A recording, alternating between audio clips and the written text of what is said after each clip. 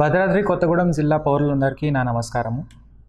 మన జిల్లాలో ఆధార్ కార్డు కోసం ఒక పెద్ద ఎత్తున మెగా ఆధార్ క్యాంప్ ఏర్పాటు చేయడం జరుగుతుంది.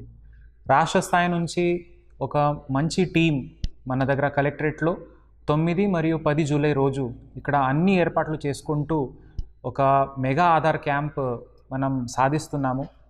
అందరికీ నా విజ్ఞప్తి ఏముందంటే, కొత్త ఆధార్ కార్డ్ లేదా ఉన్న ఆధార్ కార్డులో పేరు, డేట్ ఆఫ్ బర్త్, ఇంకా తండ్రి పేరు, చిరునామా ఇట్లాంటివి ఏదైనా మార్పులు అవసరం ఉన్నా కూడా ఇక్కడ అది చేయవచ్చు.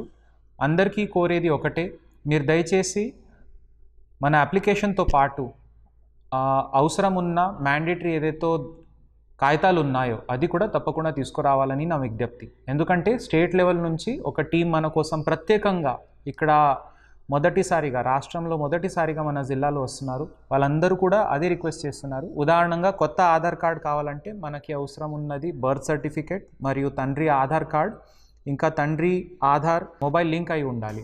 సో ఇట్లాంటివి కొన్ని డాక్యుమెంట్స్ మనకి అవసరం ఉంటాయి కాబట్టి అవి లేకుండా మనం దరఖాస్తు పెట్టినా కూడా అది క్లియర్ కావు.